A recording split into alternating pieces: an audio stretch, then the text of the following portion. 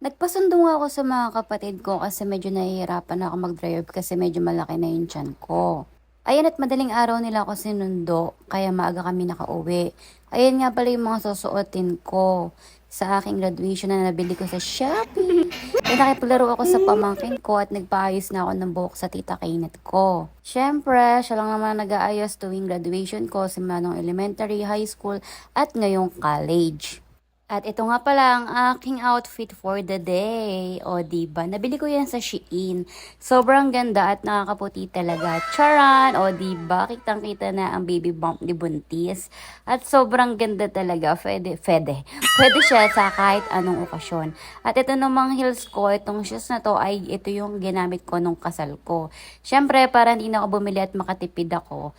O, diba? Sobrang ganda at sobrang formal na rin naman. Marahil nagtataka kayo kung bakit 2017 pa ako graduate. Pero ngayon lang ako nakapag-marcha dahil napakadami nga nangyari. Pero okay lang yun. Naniniwala kasi ako na there's a time for everything. At yan talaga yung pinangahawakan kong Bible verse na mangyayari lahat ng gusto mo na hindi sa plano mo kundi sa plano ng Diyos para sa'yo. Dahil nga dito ay lalong gumanda ang aking life story. O diba? Habang suot ko nga to ay talaga namang feel na feel ko kasi naman guys, kung alam niyo lang kung gaano ko nahirapan nung nag-aaral ako dahil wala akong financial. Lahat nga ay nagbalik sa aking kaisipan, yung mga paghihirap ko, yung paglalakad ko, yung pagtitiis ko ng gutom, yung paghihirap ko talaga nung nag-aaral pa ako kasi naman wala talaga akong pera at walang ibang sumusuporta sa akin. Kailangan kong magtrabaho para lamang makatapos. Kaya ayun, napakahirap talaga kasi hindi ako makapag-focus sa pag-aaral. Dumating na sa isip ko yung point na tapusin na lang yung pag-aaral ko kasi 1 taon na lang naman. Nag-abroad ako at pagbalik ko ay tinapos ko yung 1 taon.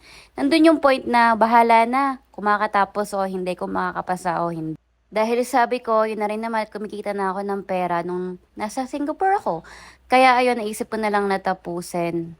Pero no regrets lahat kasi naman sobra ko talagang naging advantage na nakatapos ako ng pag-aaral kasi kahit saan ako pumasok na trabaho, kapag nalaman nilang degree holder ka ay madali ka makakapasok kahit sa ang pang career or field yung pasukin mo. O diba, nakita ko pa si Jacqueline tsaka si Ate Julie Calapati. Hello po! Ayun nga, back tayo sa story. Kaya ayun, pinilit ko na lang siyang matapos at yun na nga, na broken hearted pa ang lola mo nung time na yan. Pero ang galing-galing talaga ni Lord kasi natapos ako ng pag-aaral ko. O, diba? Kaya sabi ko sa sarili ko, kung babalik man ako dun sa sitwasyon ko noon, parang hindi ko nakakayanin. Kaya sobrang proud ako sa sarili ko kasi napagtagumpayan ko lahat yung nalipasan ng gutom, walang pera. Alam niyo yung guys, dumating yun sa point na kahit piso, wala na talaga yung bulsa ko.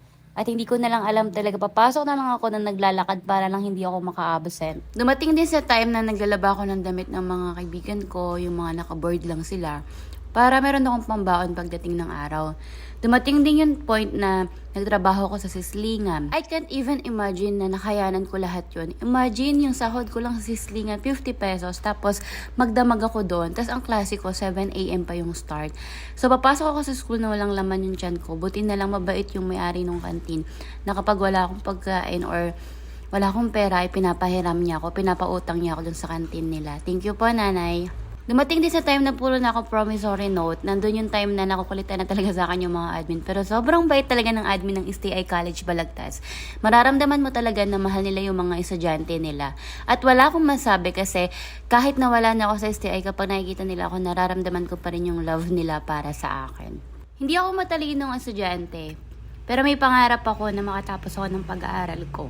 Kasi sabi ko, gusto kong patunayan, hindi lang sa ibang tao, kundi sa sarili ko na kaya ko. Na kaya kong tumiskarte, na kaya kong maging maganda yung buhay ko, kahit na hindi ako ganun katalino. Kaya nga sabi ko, naniniwala ako sa litang daig ng madiskarte ang taong matalino. Hala, naiiyak ako. Kaya ngayon na magkaka-baby na ako, sisiguraduhin ko sa kanya na hindi niya mararanasan lahat ang naranasan ko. Kasi dumating yung point na nabubuli ako dahil hindi nga ako nakakasabay sa klase. Pero iniintindi ko sila kasi hindi naman nila alam kung ano yung sitwasyon na meron ako. Eh hindi ako katulad nila na may nagbibigay ng baon sa kanila, na may sumusuporta sa kanila. Sabi ko nga, ngayong may pera na ako at mag-aaral ako, Alam ko na sa sarili ko na kaya ko na makipagsabayan sa kanila, na kaya ko na mag-aral at makapag-focus sa pag-aaral ko. Batch 2017 graduate, Pineda Christine Y.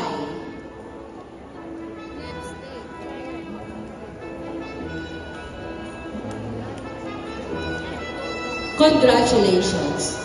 Grabe, wala naman plan na umiyak ako sa voice over na to, pero hindi ko alam na naalala ko lang lahat yung mga napagdaanan ko nung nag-aaral pa ako.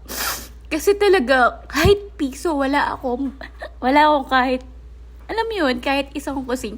Dumating sa point na nakikiusap ako sa driver ng jeepney na, kuya, baka pwede, bakisabay ako. Wala kasi akong pamasahe. Sumasabay lang ako sa kanila. At halos lahat na nga sila nakilala ko para lang makasakay ako. Kasi hindi sapat talaga yung kinikita ko para lang makapagtapos ako ng pag-aaral. Kaya sabi ko, yung mga tao na nagmamaliis sa akin, patuloy ko lang silang iniintindi. Kasi sabi nga, hindi naman nila alam kung ano yung pinagdadaanan ko. Kaya yun, sobra lang talaga akong na-overwhelm nung kahapon na naiiyak na ako pero pinipigilan ko.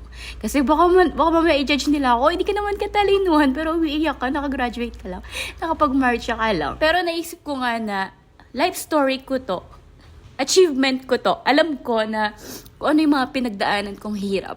Kaya kung ano man yung isipin sa akin ng ibang tao, wala na akong pakialam. Ako na yung tinti na wala na akong pakialam sa ibang tao, na hindi ko kayo kailangan i-please para lang gustuhin ako, para lang paniwalaan ako. Kasi naniwala na ako sa sarili ko na lahat na pagtagumpayan ko, na lahat ng pangarap ko ay nakamit ko. Kahit walang naniniwala sa akin nung wala pa ako. At syempre, maraming salamat din sa mga taong naniwala sa kakayahan ko.